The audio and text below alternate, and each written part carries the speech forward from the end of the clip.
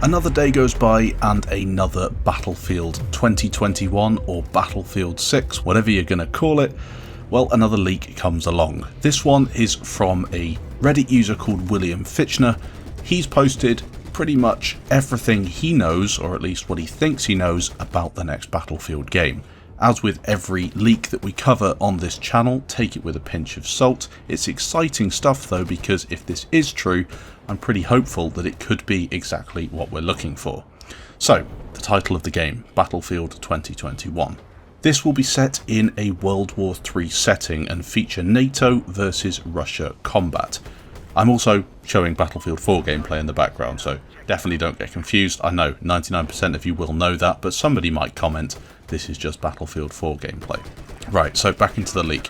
War stories will return in Battlefield 2021 and will track several soldiers from different countries as the war rages in every corner of the world. He has information on 2 of those war stories. The first will feature a US Army squad fending off a Russian attack in the suburbs of America. Another war story will feature an MI6 agent embedded in a rebel group in Eastern Europe, with the objective of stopping a Russian advance into NATO territory. Multiplayer will be massive in scale and feature 64 versus 64 combat on PC and next-gen consoles. Modes coming to multiplayer include TDM, Domination, Conquest, Breakthrough, and Grand Operations. Apparently, 3 maps are known so far: a suburban map, a European city, and a Russian forest map. To me, that seems pretty similar to Battlefield 4. If we think suburban, could it be like a propaganda, maybe something a bit more built up? And then a European city, sure, Dawnbreaker, I know it's based in Asia, but Dawnbreaker in Shanghai, that sort of thing.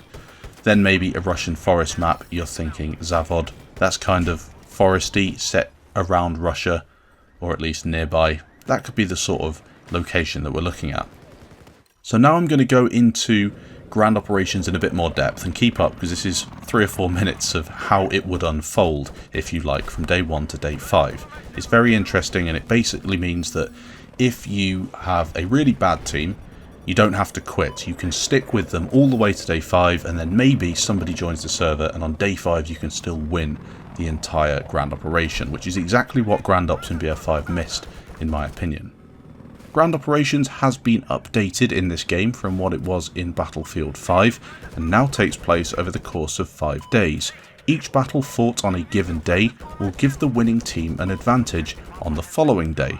The more days that are won in a row, the bigger the advantage becomes. Whoever wins on day 5 wins the game. It's very possible for one team to lose the first 4 days and win on day 5 by overcoming steep odds. This will give people in Grand Operations a reason to continue the fight even after losing early on. Each day is different on different maps. The map is set in the American suburbs. The map features a town hall, sprawling neighbourhoods, a shopping mall, a drive-in, a town centre, a park, an interstate, and many other smaller areas. The map is around 1.5 times the size of Hamada from Battlefield 5. Now, to walk you through how a game may go. Day 1, NATO forces deploy on the interstate while Russians paradrop into the mall area Red Dawn style. The Russians' objective is to seize several control points along the way from the mall to the interstate.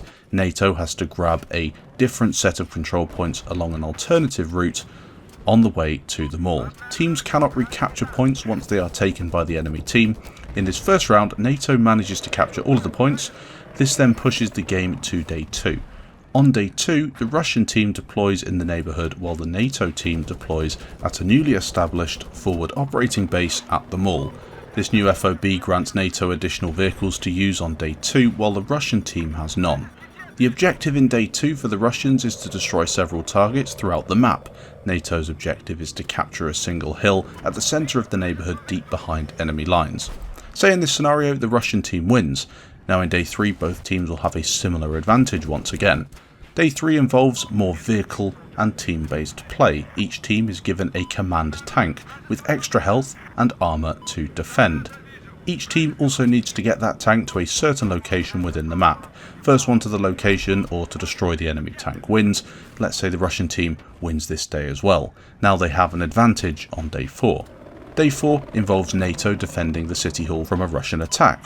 NATO's objective is to hold out until the timer goes to 0. The Russian objective is to take the control point at City Hall. The Russian team is given extra vehicles to complete this task since they won the last 2 days while NATO gets nothing. I hope you're keeping up as well, because this is a little bit complicated with this example. Say the Russian team wins Day 4 as well. Now they have a major advantage going into Day 5, which is the 5th and final day of this grand operation. The final day features a game mode very similar to that of Frontlines from previous Battlefield games. There are 7 command points in total which can be fought over back and forth. You remember Frontlines, one team would take an objective, the other team would then have to drop back and try and recapture it in this push-pull sort of engagement. The Russian team would then start one command point closer to the NATO base as they have that advantage that they got over the last 3 days. This would also mean they get extra vehicles, respawns, and have air support on call if the squad leaders choose to call it in. In this situation, it's highly likely that the Russian team would win. However, through great teamwork and tactics, you know how Battlefield always goes, or sometimes at least, NATO, the losing team in this situation, could still pull off an upset and win the day, and then win the overall Grand Operations match. This is how Grand Ops works, and in the next Battlefield game, it's going to be vastly different to what we saw in Battlefield 5. So what do you think of this leak, or at least this information that the user William Fitchner has dropped on Reddit? Personally, I think it makes a lot of sense. I'm not sure where they've got it from, but Grand Operations would work quite well if it was in this setup. We've got essentially a major game mode that's seeing a big overhaul from Battlefield 5, which is exactly what it needed. It's going to be the standout mode for the game, no doubt, but thankfully we'd also be receiving TDM, Domination, Conquest and Breakthrough. I'd be playing Conquest and Breakthrough. I haven't really got time for these major big modes. I prefer a sandbox, that's why I play Battlefield. A sandbox being basically a game mode where you can approach it in any way you want. You can play as a team, or you can go solo. You can play pretty much with anyone you find on the server. You know, you see a tanker, you jump in the tank, you help him, you jump out, you do this. Conquest is perfect for that. Breakthrough is also pretty good for that. Grand Ops is a bit more linear, as you have to play the objective or your team loses and you won't have as much fun on the next round. Nothing wrong with that, it's just not really what I want from Battlefield. The 64 versus 64 player combat, that's what we all thought already. Over 100 players is what somebody leaked before.